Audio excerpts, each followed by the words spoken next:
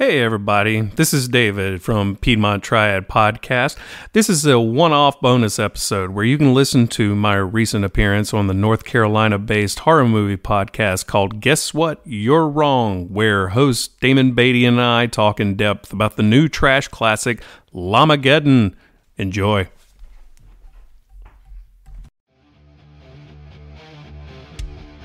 Hello, horror fiends, and welcome to Guess What? You're Wrong, the podcast where we dive into horror and spoil the hell out of every movie we discuss. With me, Big D, as your host, be prepared for a terrifyingly good time.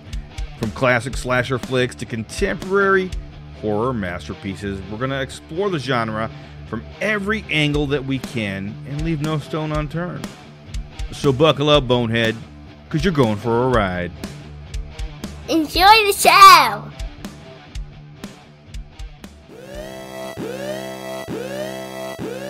Now, before we get into this episode too far, I just got a little disclaimer here. First off, all audio used in this podcast is used under the protection of fair use. And as with all of my movie reviews that I do here on Guess What? You're Wrong, we spoil the hell out of everything we talk about. So you have been warned. In a world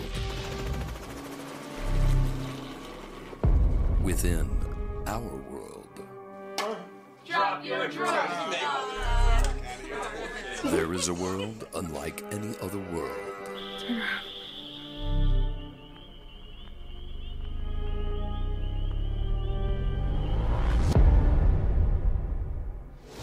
When Earth and space collide, Something wrong with that fucking llama. it will be explosive.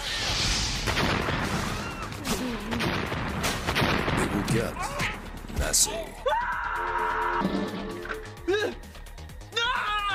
It will be dangerous. Look out! You can run, but you cannot hide. Many of our friends have perished. The greatest movie in the world, We will avenge them, and we will win this wrestle between Earth and space. Llamageddon.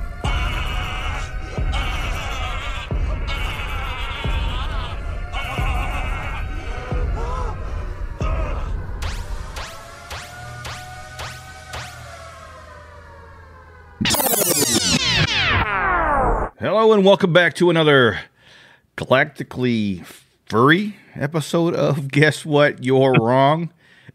Now today, I have a friend of mine back on, Dave, from the Piedmont Triangle Podcast. Dave, how you doing? All right, I'm good, man. How you doing? I am spectacular. So, we are going to be tackling all I can say is a piece of American historical film masterpiece from 2015 called Llamageddon. Now, Dave, first impressions just on the title. Well, yeah, so from the title, I was 100% intrigued because I always enjoy a good, bad movie. But it's got to have that good balance, though. There's so many bad movies out there where there's nothing fun about them. And this had a title that really lent itself to being a bad movie. And what's weird is it is, and yet it's a good bad movie. It is. It checked off several boxes. I was impressed they pulled off all at once, considering the way considering everything about this damn thing. Yeah. All right, now, before we get too far into it here, let's give a brief synopsis, okay? As you couldn't gather it from the title of the movie, a killer llama from outer space crash lands on Earth and brings death and destruction to everyone in its path. Now, you got to love the names that they come up with. The director was Howie Doing. Howie Doing. I didn't see that. Written by James Earl Cox III and Howie Doing. Now, James Earl Cox plays Floyd, the nerdy sibling. And Howie Doing plays Rob. Now, I'm almost 100% positive Howie Doing is not his real name. You know, but we have a big cast of people here. I mean, one of the things that surprised me was, for as low budget as this movie is, it had a pretty big cast. Yeah, and I was actually, weirdly enough, able to keep up with most of them. Yeah. Now the names, I didn't. I mean, I remember of course, you know, Mel and Floyd. They were the siblings. The other one that I really, really remembered was Manda, who was played by Manda. See, I don't even know if these are their real names. Manda, played by Manda Mextroth. I don't know if that's a real name or not. I don't know. But I mean, it says that it was credited as Leona L. Dandy. Maybe Leona's her real name. I don't know. Right. And of course, we had Danny Ambassa, who was credited as John Selmy. Dan was the guy that every scene that he was in, he had a different T-shirt on. Yeah. You know, that was so weird. Yeah. It opens up. The movie opens up. Well, we have a little animation, obviously budget-wise, and you know, a lot of this stuff. There's a couple parts in the movie here where they actually just spit in some animation because it's easier for them. I'm guessing, you know, budget-friendly to throw in what they need to be said in the movie. It starts off, you know, we have a planet of llamas that are building spaceships that look like llama trailers that you pull down behind your truck. And they're all similar. Yeah. And they're all getting into these trailers, and they're jetting off in outer space. And we have our llama, the one that crash lands on Earth, Louis the llama was what the llama's name is. Crashes through, I'm guessing, it looks like the International Space Station, and crashes on Earth. Now, yeah, and it's just funny how there's no government officials show up at any point in this movie. Now, we have a bunch of people that show up at the crash site. They threw a couple white coats on people. I guess they're supposed to be scientists. Yeah. And if you caught any of the back and forth between some of the scientists, one of the guys says it looks like it came from the Orion Nebula, and the other scientist turns and says, "Yeah, it came from he's just looking off into the distance. It came from the northern quadrant over there." I'm like, okay, we got some big scientists here. Right. It's like, sure, if you say so, man. And one of the other things that caught me in this movie was the product placement. Now, yeah, that was weird. It was from the very beginning, you know, after the llama crashes, and you have who we find out later on who is Mom and Pep, are sitting there. Hey, I didn't know the neighbors had gotten a llama. You know, she's wearing a Guinness T-shirt, and he's wearing a John Deere hat. You know, so right from the get-go, I mean, my guess is that they didn't care. Yeah. And that was part of what made me want to hate this movie right from the beginning, was because you could tell it was literally like, they did it one night. Yeah. Is how it felt. And like going back to what you were just talking about with the scientists looking at the northern quadrant, that one guy came in on a helicopter. Yeah, and it wasn't a military helicopter. It was obviously like a rental. Hey, here's a trip, helicopter rides. It was one of those type of... Dude, why did he have to come in on a helicopter? It was so weird. He just lands, says something, gets back on, and leaves. And now, okay, you couldn't have done that with a car or an email. Now, was that character that they showed there that came in a helicopter? Is that the dad from the end of the movie? Oh, I don't know. Maybe it probably is. I don't know if it's supposed to be or if it's just, they just threw it in there. But I think he looked familiar. I think it's the same guy that played the dad at the end of the movie. That's funny. Yeah. Weirdly enough, I feel like I should watch this movie again. I can't believe I'm saying that. Dude, Well, we'll get to that here in a minute. The llama's loose. The llama crash lands. The outer space llama crash lands, gets loose, and somehow gets into Mom and Pep's house. We don't know how. They're going to bed at night, and the llama gets in and kills them. And what a glorious kill it is! I'm telling you, it starts off, dude. This movie, it's one of those when you watch a terrible movie, and sometimes you watch it, and you're just like, oh damn, what the hell did I just watch? This is a type of movie when they made this movie, they knew exactly what they were doing. And we've said this before in other movies. They knew what they were making, and they made it fun. All the way down to the the director's names and everything. All the way down to the runtime of the movie. The runtime is exactly 69 minutes. 69. And you know what was funny was when I first started watching this, I watched it with my kids. And they were kind of like, yeah, I'm good. I don't want to watch this. And I was like, it's only an hour and 9 minutes long. It's not that long. If you want to bail, that's fine. But, give it a chance for a second. And, we start watching it. And I guess we're about halfway through. And all three of us are just bewildered by what we're watching. And I remember going, this is only an hour and 9 minutes long. It feels like it's the length of fucking Braveheart, man. I couldn't put my finger. It felt like it was taking forever. And you want to know why. You're just like, okay, it shouldn't feel this long. I'm having fun. What the hell is going on here? It's almost like they pierced some weird space-time continuum when you're watching this movie. And it makes everything distorted and out of view. Well, absolutely. I mean, it's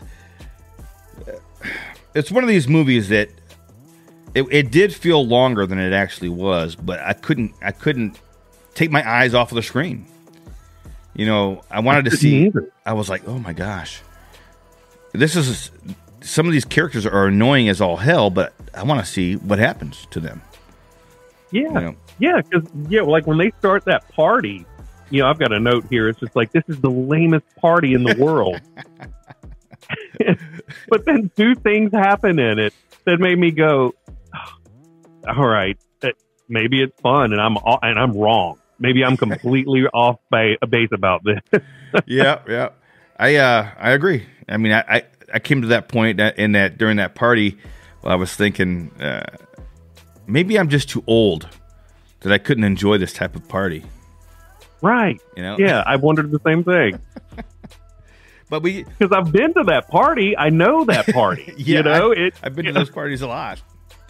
Yeah, and I'm just looking at it, going, God, that just sucks. I would not want to be a part of that right now. No, not at all. So we know that Mom and Pep had died, and so we open up. We see a bunch of cars leaving the funeral. And this is when we're first introduced to our lead siblings, Floyd and Mel. Floyd is this nerdy. I'm guessing he's supposed to be like 14 or 15. The way they treat him, that's what it sounds like. But he's this nerdy kid that was wondering where his dad was. And then they flip to this scene of his dad having sex with this other young girl. Well, now we know where their dad was. And they have this whole conversation about, it wasn't dad's parents, whatever. Okay. What's fucked up is that's probably really their dad. Yeah. That's what I could not shake is like, that's really probably their dad getting ridden by this girl right now. And there's almost a high five charm to that. Like, wow, good for you guys. Yeah, and we see later on that she was very young. We see that later on. But the siblings and the mother are in the car, and they're talking about what happened to Mom and Pep. And of course, Mel says, they were killed by an escaped zoo animal. But Floyd isn't buying it, and then Mel has this response that I wrote down. Yeah, it was the Loch Ness Chupacabra Sasquatch Mothman that killed him. And I was like, wow, good throw in of some good, crypto monsters there. That's awesome.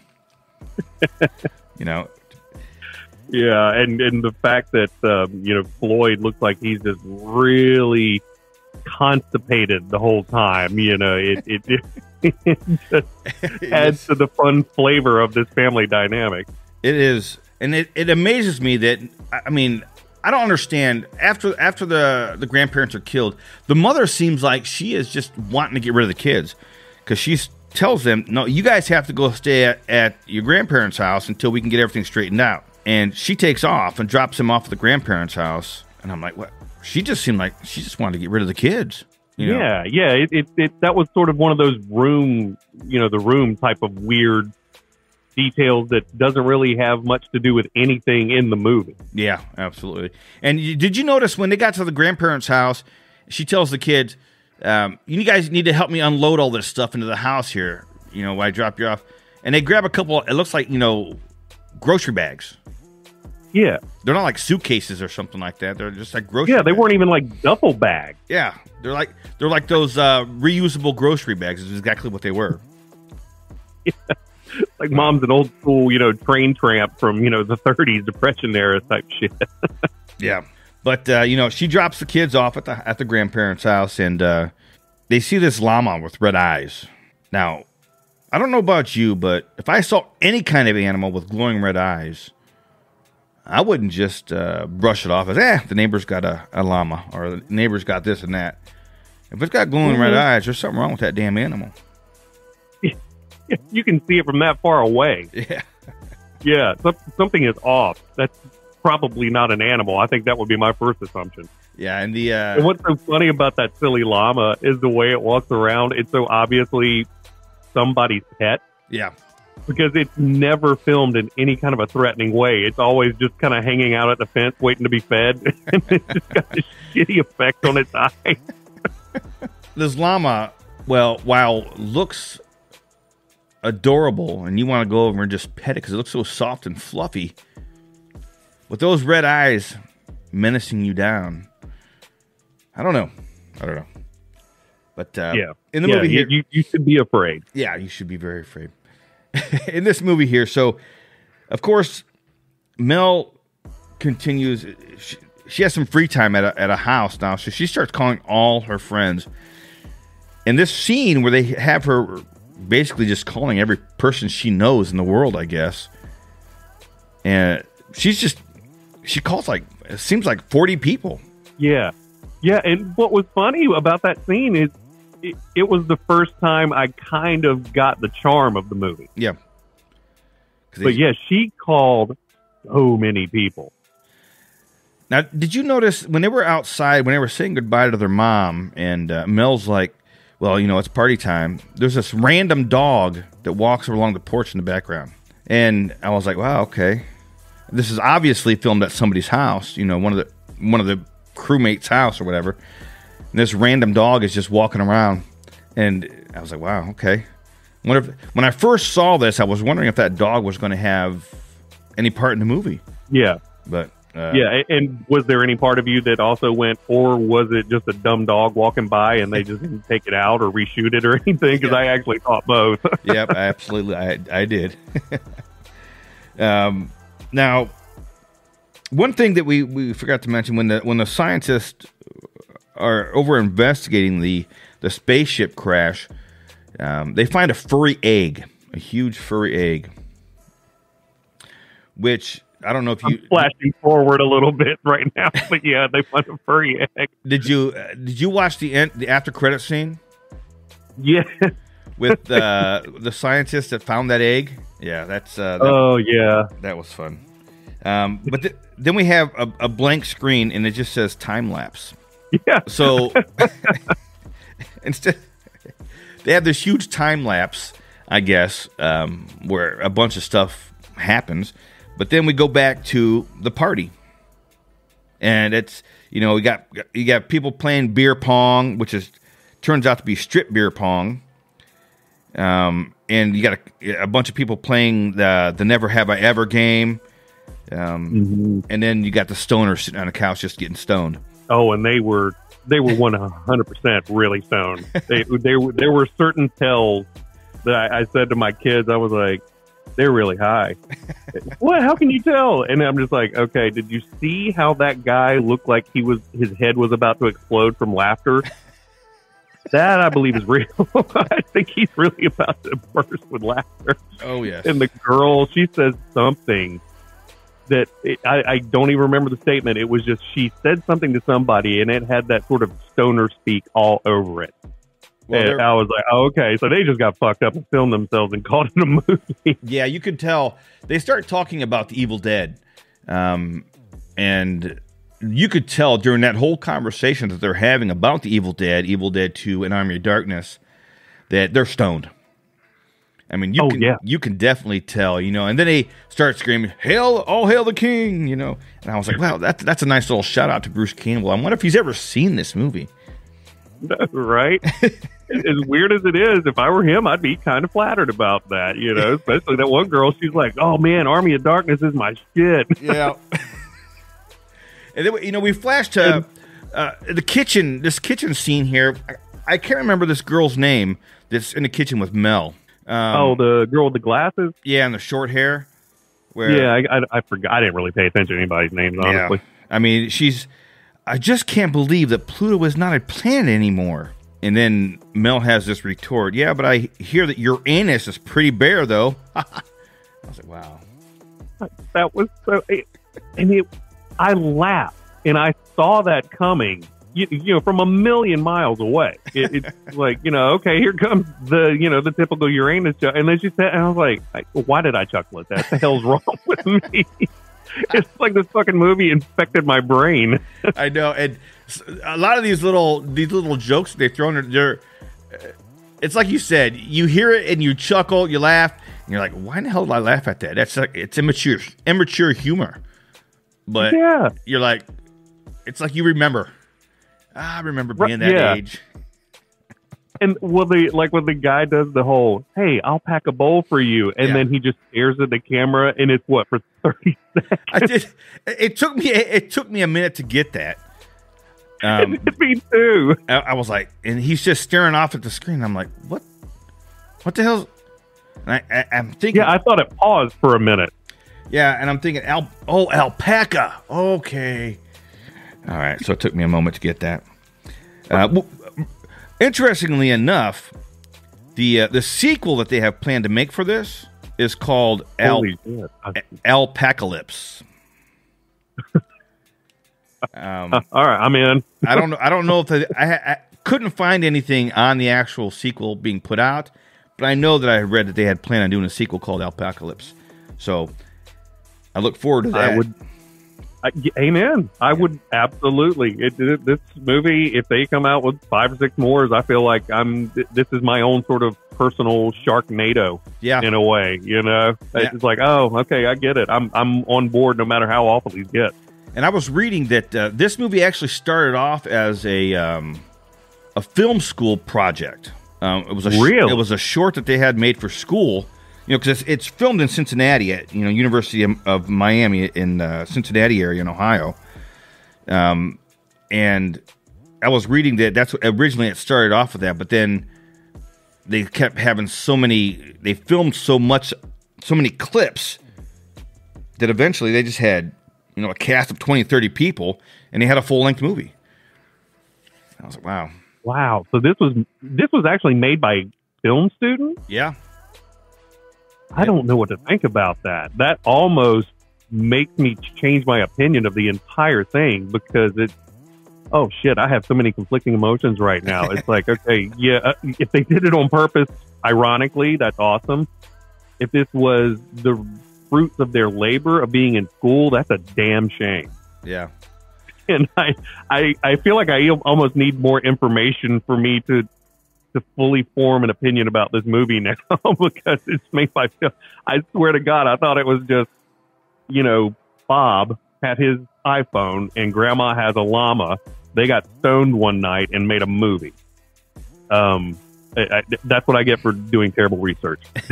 Well, I knew from, originally I'm from Ohio. And then when I saw all the Ohio license plates, I was wondering, where was this filmed? So I just typed in Llamageddon filming location. And there was a whole bunch of articles that were put out around the Cincinnati area about this movie. And I was like, wow. And that's when I found out that it was actually a film student, or, a film school, or it was a film for school that they had started off, and it became so much more. It's got a smaller cult following now. I mean, it's not that huge, but some of the things I was reading about it, people actually, it's pretty good. People have a good following for it, Yeah, I mean, like I said before, I really, really, really tried to hate this movie, and I ended up, I really did enjoy it. I was surprised that I actually gave a shit about any of the characters. Yeah, and it's very interesting that it does. When Dave, I got to be honest. When I first heard of this movie, my sister had mentioned it to me, and I was looking. I was like, this is going to be another one. It's going to be another one of those movies like from Asylum Films or something like that. And I really didn't know what I was going to get into by watching this movie. And then it's one of those movies that I got to watch this. But then you get pulled into it, and you actually start caring about what happened. I mean, you don't care on the level like you do with an Evil Dead or something like that. But you care about what's happening in the film. Because of the comedy that they throw in, the way that everything is just so out of bounds. It's just so out there. But it draws you in a little bit, and it makes you care about what's going on in the movie, and you pay attention to what's going on in the movie. Yeah, it's funny because a lot of the times, but with this movie, it was really self-consciously silly, and more often than not, that won't work. Yeah. Like, that's actually usually kind of hard to pull off. But because this movie was so just relentlessly silly, it was like kind of finding yourself going downstream with a Looney Tunes cartoon. Yeah, absolutely. It's just something's happening. All right, now there's a goofy bit of humor. Now this is something really gory, but obviously fake as shit. Like all of the blood that splattered on the windows. Like, it was almost like somebody just had a giant turkey baster. Yeah, and it's like, let's squirt red. And you could tell. I mean, even like later on when the llama starts killing everybody, the two people that are running away, from a distance, the llama shoots them with laser beams out of its eyes, and they blow up. But then the blood is like buckets of blood are just being sprayed backwards. Yeah. And now we cannot go any further without mentioning Operation Get Him Laid. Okay. This is where Mel and what's his name, Dan, are talking about getting Floyd laid because he's such a pain in the ass. He's wrecking the party, so to speak. And then they have this moment where they're playing the slow jazz saxophone, where they're just sitting there dancing. What the hell was that? What felt like 10 minutes they were dancing. I'm telling you. And didn't his shirt change once or twice during that scene? Oh my gosh. Dance and dance and dance. Yeah, it was another one of those things where you're like, this is hilarious, and it feels so much longer than it actually is, Yeah, and I got to tell you, when I first saw that, I was like, did I miss something? So I had to rewind it, and I'm like, I had to have missed something because they're in this, like party groove time. And I rewound, I'm like, well, shit, I didn't miss anything. I don't know what the hell this is. But they threw it in there. Yeah, this was like, it was like a seduction dance, and then they both are just like, all right, later. All right. Sounds good. That's all you needed to do. That's all you needed to do. And then we flash over to the beer pong, which we find out now is strip beer pong, where we also find out there's some a little blowjob action going back and forth between the one girl. What does he say? That ass looks a lot better now than the last time we didn't have our drawers on or something like that. And her boyfriend's like, "Why were you guys drawerless together?" Wow, I got to tell you. Because doesn't the bearded guy kind of give her kissy faces too? Yeah, like winks at her, gives her a kissy face.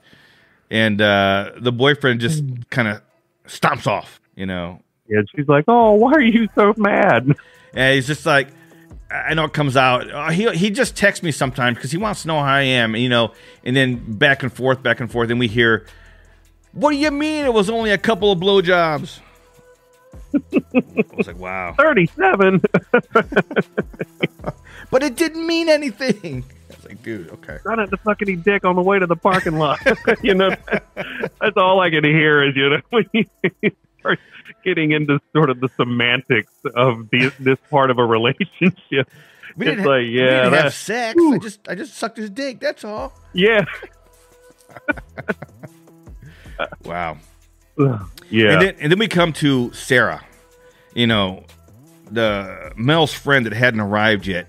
And this was, at first I thought this was odd because, you know, Mel's texting, but she's looking off to the distance. And then I realized what she's doing is she's looking at the bubbles that are appearing on the screen for the audience to see.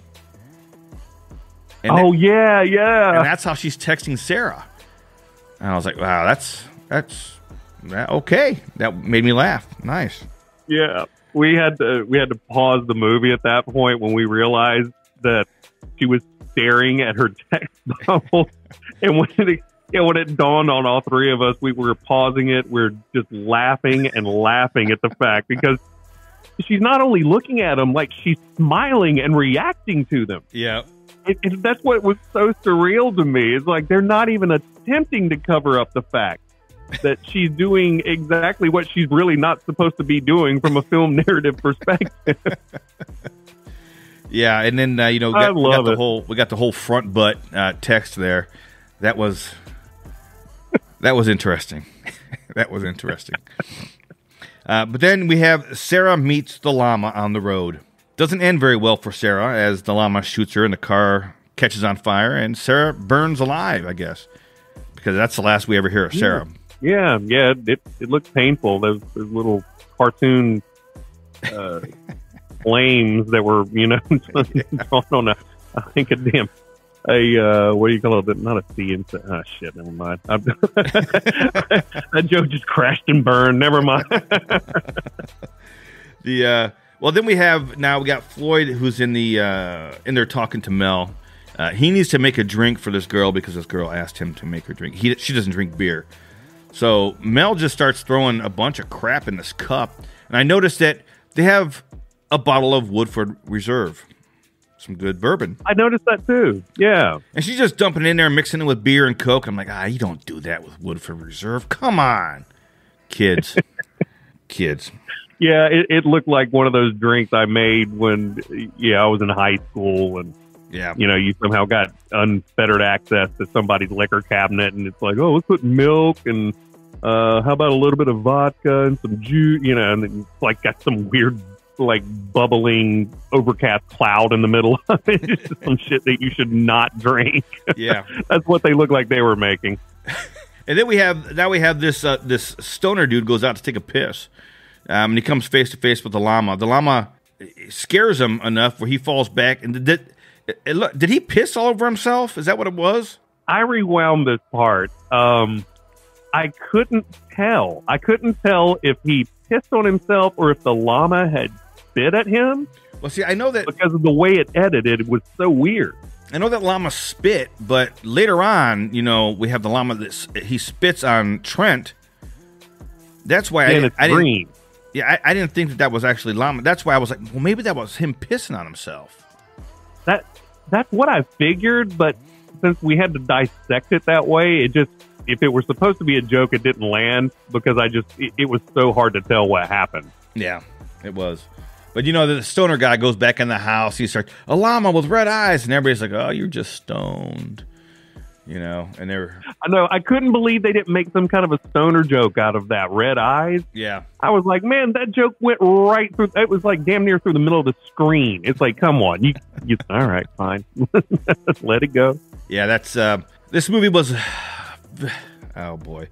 And then we have the next scene. I don't know. The boyfriend whose girlfriend blew the bearded guy a couple times. He goes outside. Well, they actually start fighting after. What do you mean it was you only blew him a couple times? They get kicked out and say, take it outside. They go outside. He goes out first and starts smoking a blunt. He sees this llama, and he says, whoa, I've never seen a wildebeest before. And he proceeds to ask the llama if he wants a hit of the blunt.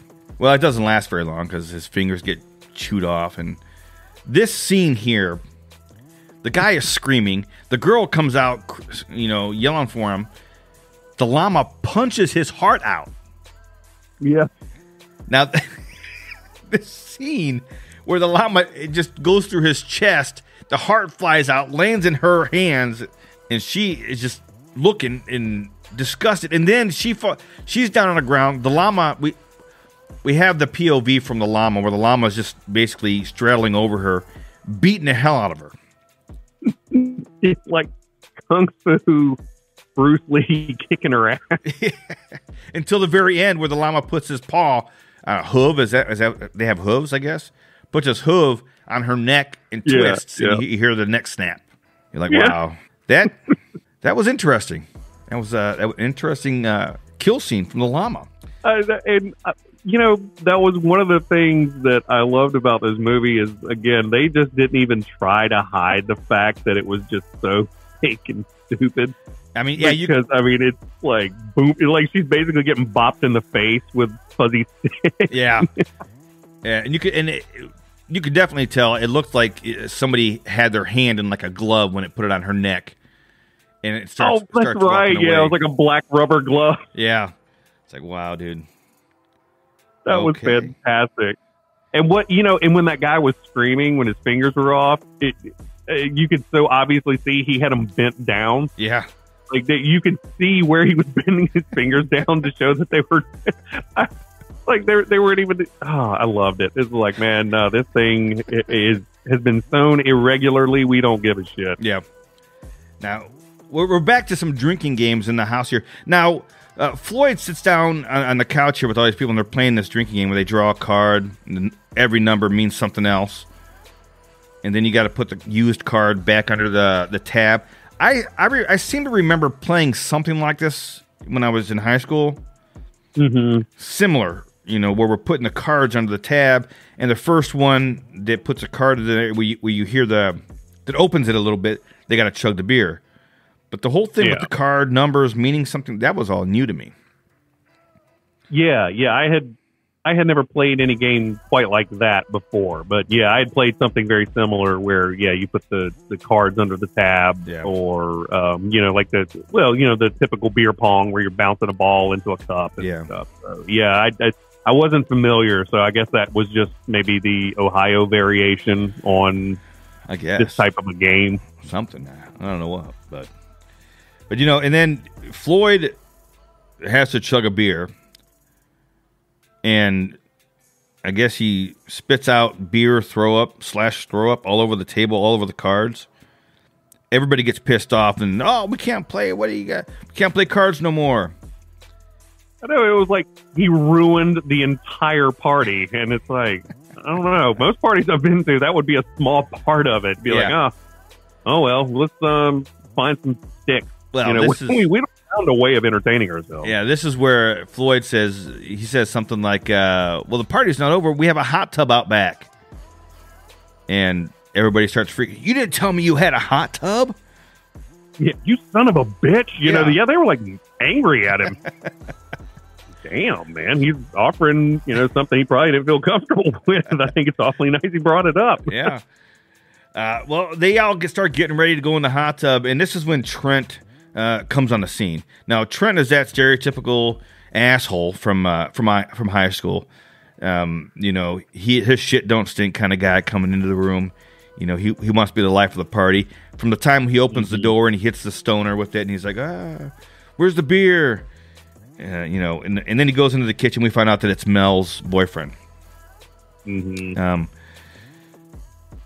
It was frustrating to see that haircut on that guy because the way he wore his hat and his haircut, I was like, oh shit, that was me. I looked like that asshole. Like, that's my mullet and everything. I was kind of ashamed. Like, what a fucking... the things we did back in the day. I'm telling you. And, we fast forward through a lot of banter, some, dialogue between the characters here. And then we move on to the sex scenes that they have here. And, of course, we have the smooth jazz playing in the background. And just the close-ups of the faces. That's all we see during the sex scenes, for the most part. You have the close-ups of the faces, people licking their lips, tongue fighting, and all this stuff. And it's hysterical. I laughed. Yeah. I was sitting there watching this, and I was laughing out loud. I was like, "Oh my gosh, what the hell is this?" I know, they were just they just leaned into making such asses of themselves. That's what I loved about it, because I remember thinking earlier in the movie that, it had this sort of slasher vibe to it. So I wondered, okay, it's like, obviously all these people know each other. Are they going to lean into the whole tits and ass aspect of a slasher? And, if they do, that seems kind of odd, considering that they know each other so well. So I thought it was funny that felt like a workaround from their perspective. It was like they could all be all sexy and what's going on, but it's so dumb and ridiculous. That's how they got around it, and it just it adds to the tone of the movie. Yeah, all the way up to the scene where the stoner busts in to Floyd and his girl there, where he's on all fours and she's like mounting him from behind. I know, man. She's like, "Get out!" Went fucking 0 to 60, didn't he? Yeah. And then on the other side, then we have the scene of Mel and Trent in the bathroom finishing up their deed, and Trent gets a tit pic from some girl. So yeah, I think that was the only nudity in the entire movie. One single tit. On the phone. It's like, shit, I can make that happen right now. Wow. And then we get we know that now Floyd is a man. Now, and from this point on, he acts completely different. Yep, yeah, he's all assertive. Yeah, I would say that he doesn't act any smarter, but he is definitely more assertive. Yeah, I like how his voice changed tone. Yeah, when he walked out the door, he's just, "Oh, hello." Yeah, immediately his voice changes. It's great. But we know we go to the hot tub scene here where everybody's getting in the hot tub. And where in the hell did this horsehead guy come from? They're all partying in the hot tub. They're going around and around, and there's this random guy here with the horse head on. Yeah, that felt like some shit out of a David Lynch film.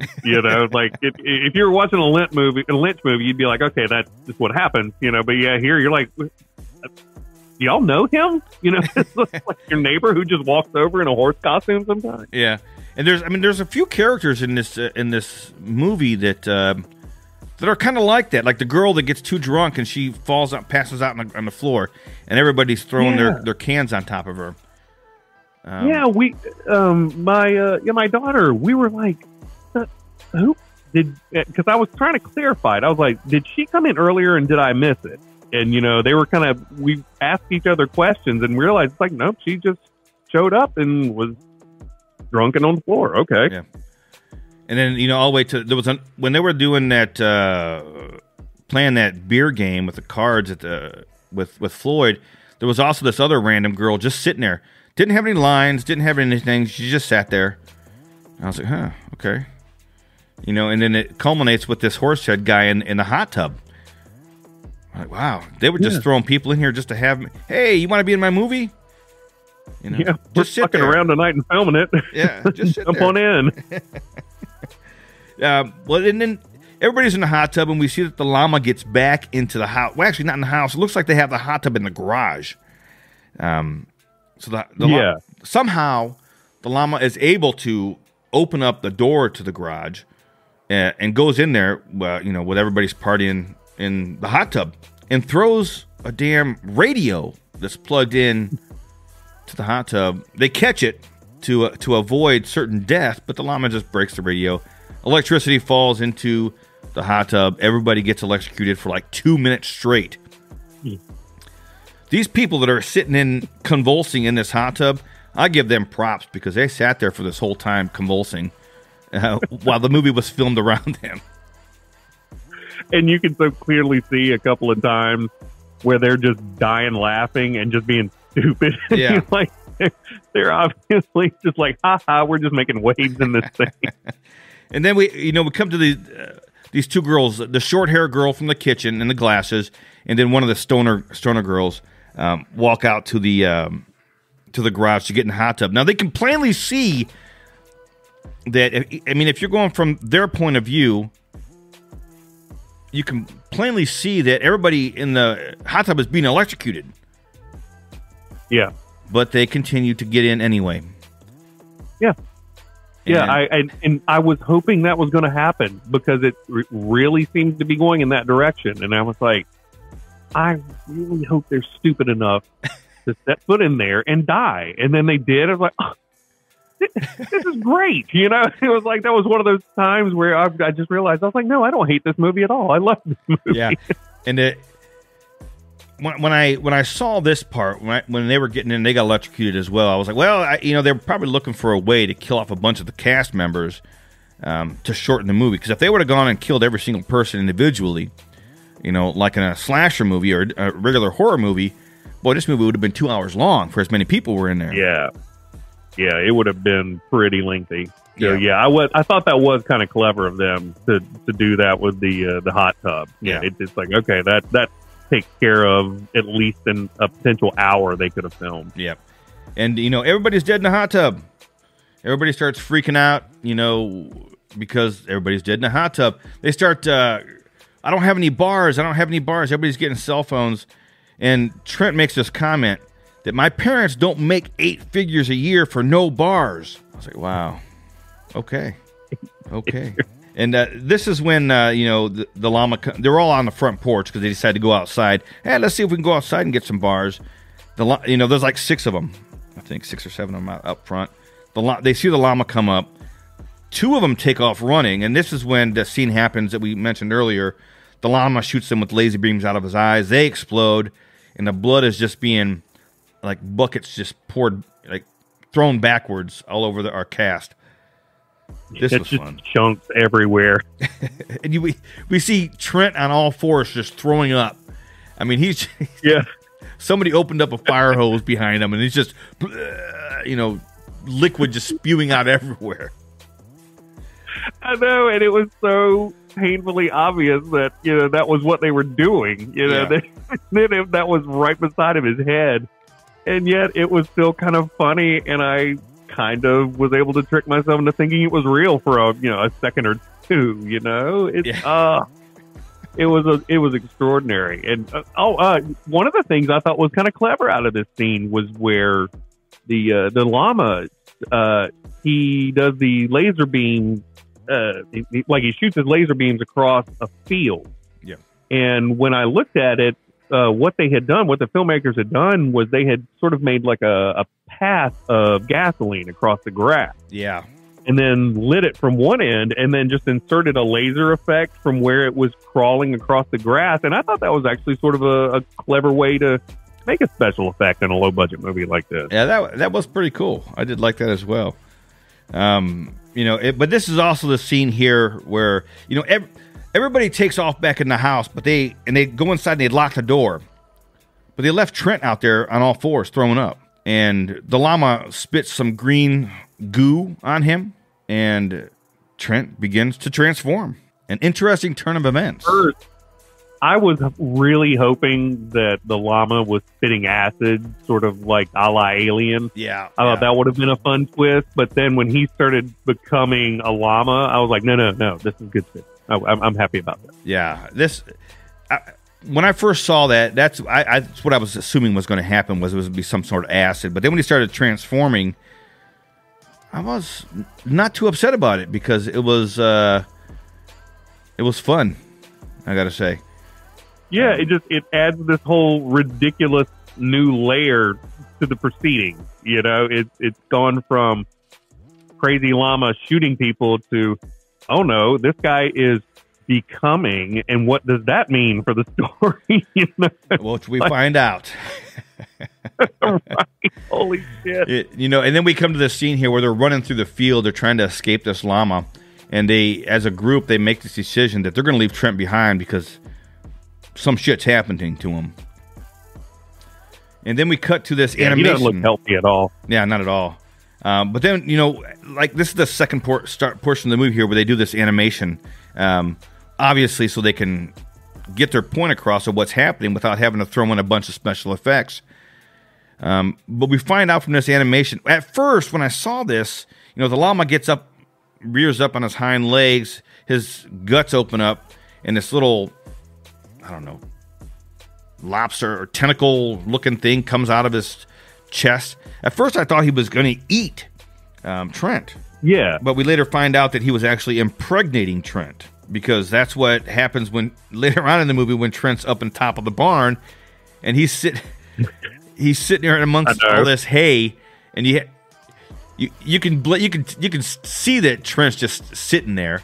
But then they got these obscure llama legs they just threw out off to the side of him to make it look like he's got llama legs and he's spread legs. Like fur on rake is about what it looks like. Yeah. And, this scene here, we're skipping up a little bit, but, this scene here, Trent is laying eggs. He's pushing out these furry little eggs. Llama eggs. They're all calico colored and everything. Wow. This movie. Oh, my God. I was just like, it reminded me of, there was an old Chappelle Show skit where it was like he was doing a biopic of himself, and the opening scene is him being born, and all it was like a wall of rubber with like a slit in the middle of it, and Dave Chappelle stuck his face through the slit, and he had a little bit of red on his face, and that was him being born. And so this kind of reminds me of that, with this guy who's obviously got sticks next to him, and they're just like pushing basketballs with calico fur on it out of this weird rubber slit. Yep. Oh yeah, that was something. And man, so good. We get back to this scene here with Mel call. They have this idea. Didn't Grandma and Grandpa have a landline? And they use the landline to call their dad, which I think is the guy that got out the helicopter in the beginning. But he's with this girl who's he's 40s, 50s. Yeah, I'd say 50s probably. With this girl is probably 20. Oh yeah, at least. He gets the phone. She's not very old. Yeah, he gets this phone call. Says, "Oh, I have to go. My kids need me." And the girl says, "You have kids?" He said, "Yeah, a couple." And she says, "You're about to have a few," meaning that she's pregnant now, and she hands him a wad of cash. I forgot about that. Yeah. I mean, what the? You're about to have a few. I'm pregnant. Here's a bunch of money. Okay. Well, okay. Yeah. What did that mean? But like my kid, she was like, "Is he the prostitute?" Yeah, that's what it made me say. That's what it made me feel like. That he was like a gigolo. Yeah. That was hard to wrap my head around. Yeah, it took a minute. What a weird direction to go. I was like, okay. What does this have to do with llamas more than anything else? I'm telling you. And then, we get back to, we have Mel, Floyd, and Dan running through the field. They come across the crashed spaceship. Dan goes in the spaceship, and we have the controls of the spaceship, which is just like cardboard wrapped in aluminum foil. He pulls out this aluminum foil wrapped bat, wiffle ball bat, and he says, "It's a goddamn space stick." Damn it. Space stick. Wow. Oh, dude. But they go head to head. He says something like, "Well, with this, we can defeat the llama." And he gives this big old speech. And at this point here, he's wearing a Star Trek uniform. A captain's uniform, I think, if I'm correct. Right. And he gives this speech about. He gives this speech about, with this stick, we can finally bring an end to, Earth and space or something like that. He's going on and making this big old speech. The llama shoots some laser beams, and he hits it with this space stick, and, it goes off, and he's not paying. Of course, he turns his back to the llama, which is a no-no, a big mistake. I mean, yeah, there's that old saying, never turn your back on the ocean or llamas. Yeah. Space llamas, to be exact. But yeah, Dan is dead. He gets shot with these laser beams and exploded. The explosions, the gore explosions on these things were a lot of fun. I'm telling you, they were. I mean, as low budget as it is, they were. You're right. They were a lot of fun. It was, yeah, because it was such a fun little combination of gas station fireworks and a little bit of cheeseball CGI. Yeah. Maybe like a little laser here and there. Somebody actually set the little thing on fire. It's just this weird sort of layering, and then blood. And it oddly, you're going, yeah, okay, that looked like somebody blew up. I'm down. That was fun. Yeah, that, with the laser, we have Mel in Florida, the only ones left here now, and they take refuge. They're hiding in these.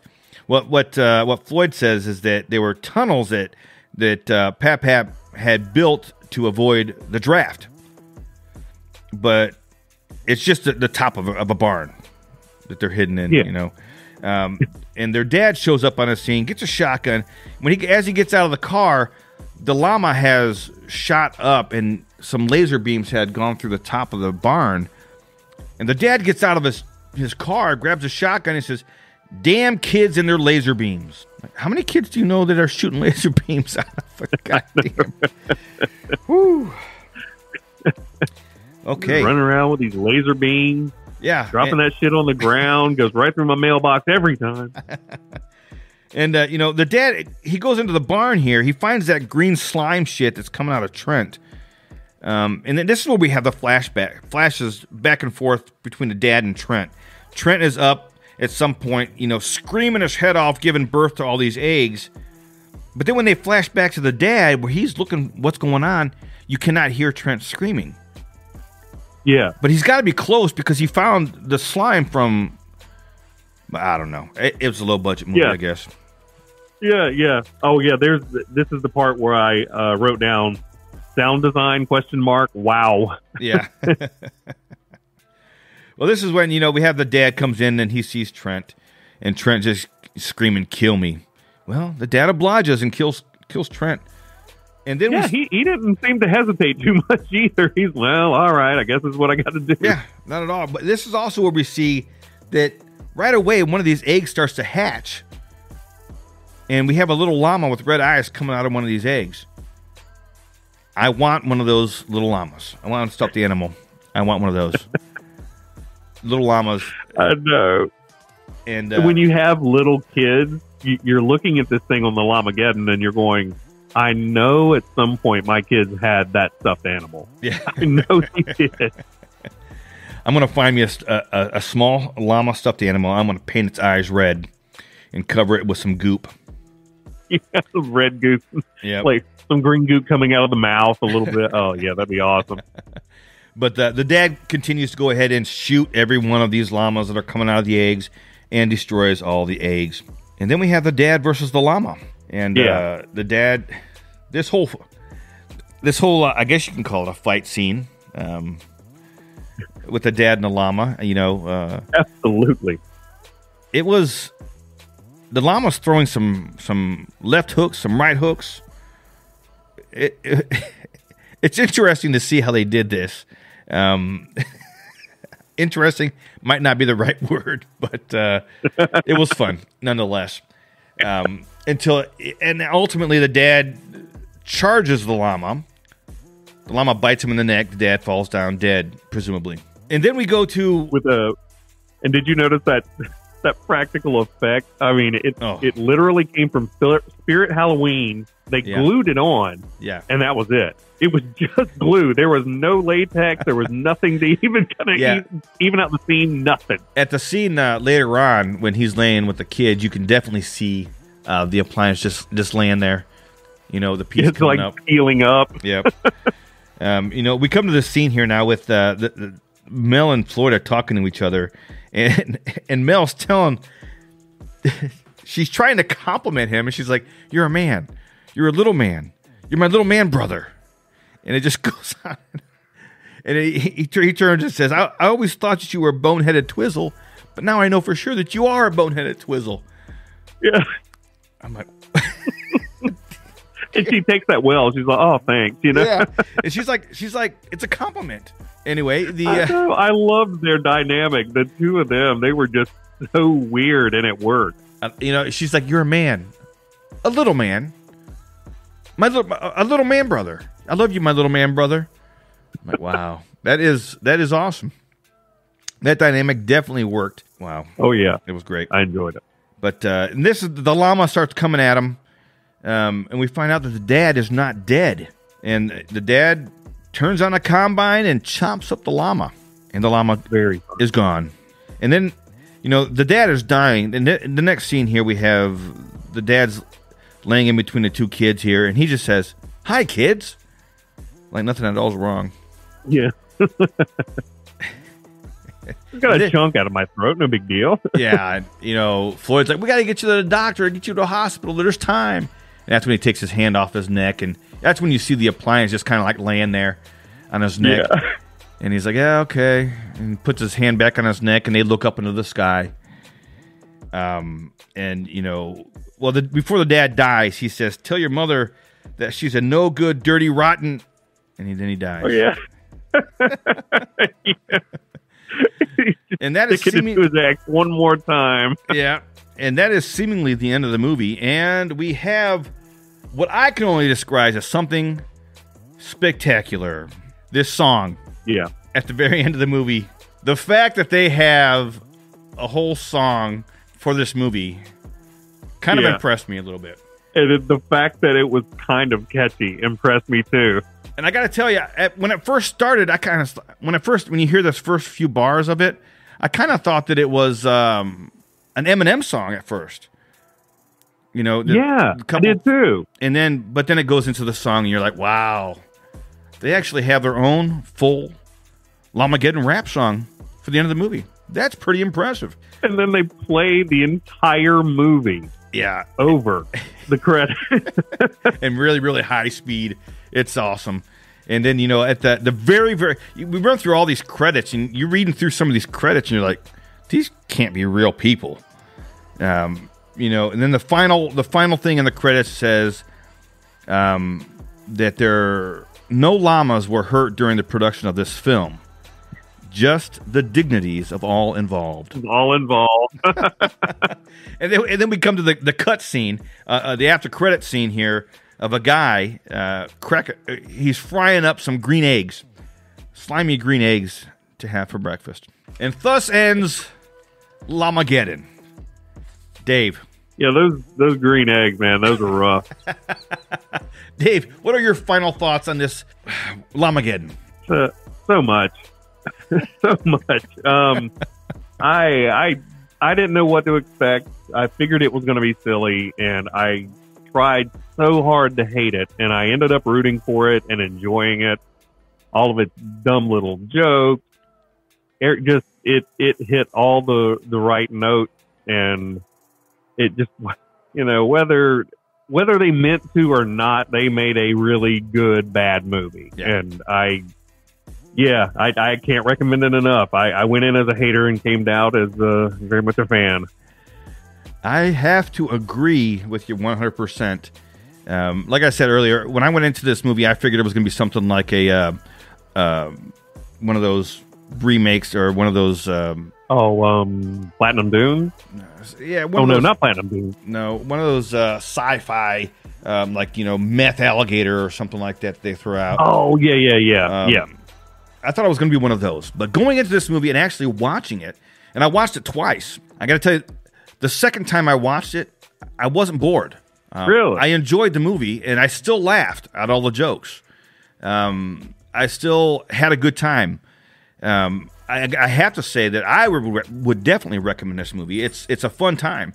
It's not winning awards. You're not going to see it at Cannes Film Festival or anything like that. But it's fun. It's funny, and it keeps you in the movie. And again, it's only 69 minutes long. It does seem like at times it does seem like 2 hours, but it's not a huge take out of your day, and it's fun. No, not at all. Yeah, if you're just wanting something to kind of lighthearted, something that you can openly enjoy and make fun of at the same time, I mean, yeah, this is definitely the way to go. Definitely.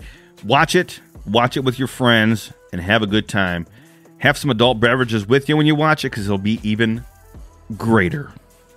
Oh, really? It really is. All right, so Dave, as we come to the end of this episode, where can everybody find you at?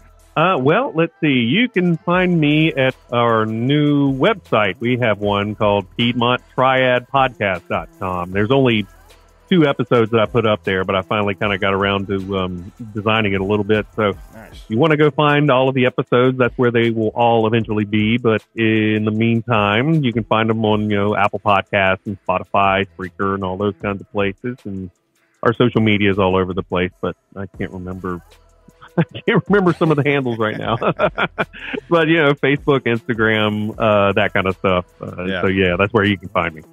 Awesome.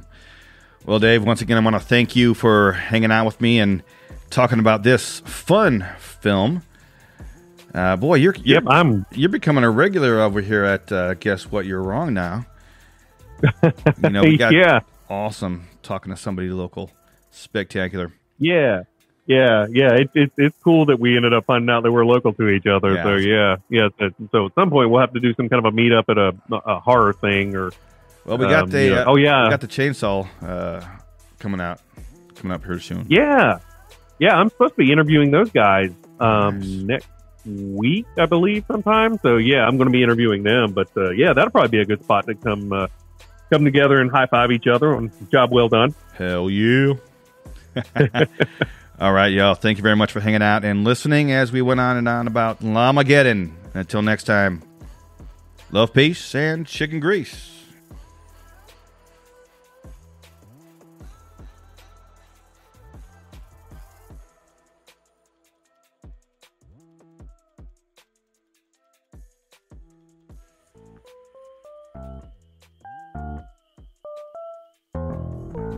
Ladies and gentlemen,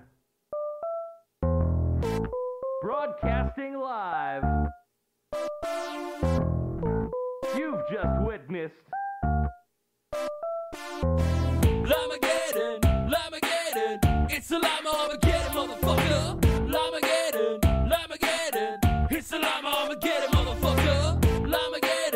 Llamageddon, it's a Llamageddon, motherfucker. Llamageddon, oh, get down. Red llama spaceship in the sky, obliterated space station in the blink of an eye, crash landing in an undisclosed location. Llamageddon terrorized the whole nation. Dr. Syllable leave the beat in a casket. Fam driving off from a funeral wreaking havoc. You see Mel, she be trying to throw a party, and on the side trying to get a bro Florida shorty. Who's that approaching? The forces of evil. Red-eyed llama trying to slaughter all the people, but they ain't care. Everybody getting laid now. Even our boy Floyd, he be like, I'm a man now. A couple arguing, they go outside. Little do they know they in them llama laser sights. At the party, everybody getting covered in blood, guts, and gore. It's time to go to war. Llamageddon, it's a Llamageddon, motherfucker. Llamageddon, it's a Llamageddon, motherfucker. Llamageddon, it's a Llamageddon, motherfucker. Llamageddon, oh, get down. Everybody in the hot tub getting shocked. What the fuck? Somebody call the cops and take a shot. Then take another shot, then another shot, then another shot. 5-0 don't comply, so get on the deck. Blah, blah, 2 motherfuckers get wrecked. And poor Muck got sprayed with green paste and thus set in motion a llama transformation. Racing through the forest, we gotta get away. Ah! Okay, we find a spaceship and a silver space stick. Another llama attack, yeah, it's time to face it. Deus Ex Machina, Pop shows up in a fly combine to fuck the llama right up. And that llama dies, but Pops also dies. The survivors watch his soul float into the sky. The end. Llamageddon, Llamageddon, it's a llama Armageddon, motherfucker. Llamageddon, Llamageddon, it's a llama Armageddon, motherfucker. Llamageddon, Llamageddon, it's a llama Armageddon, motherfucker. Llamageddon, oh, get down. Let me ask you something. Let me get your name. Let me tell you, your pussy got me going insane. Let me hit it from the front. Let me like it like that. Let me hit it from the back. Stimulate my llama sad. Hey, shouts out to the film's director. How we doing? Follow me on Twitter at Dr. Syllable. Hashtag Llamageddon. Shouts out to all the actors in the movie. Jacques M. Phelan, Pinky Brainweiss, Eileen Burnside, A.B. Buxner, Richard Symbols, Leona L. Dandy. How we doing? Mary Hatterlam, Gooch Jesco III, Sunshine Phoenix, John Selmy, Aaron O'Shanson, Aaron Stacy, Chet Stedman. Directed by How We Doing and written by How We Doing and Jacques M. Phelan. Screenplay by them too. The movie was produced by How We Doing and Alan Smithy.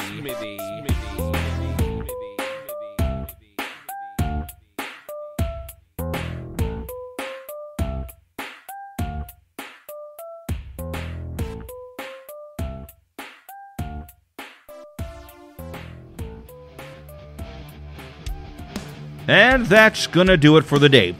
Thanks for hanging out with me and letting me bend your ear for a while. But before you go, don't forget, you're wrong. Later, Tater. This concludes our broadcast day. Good night, and God bless America.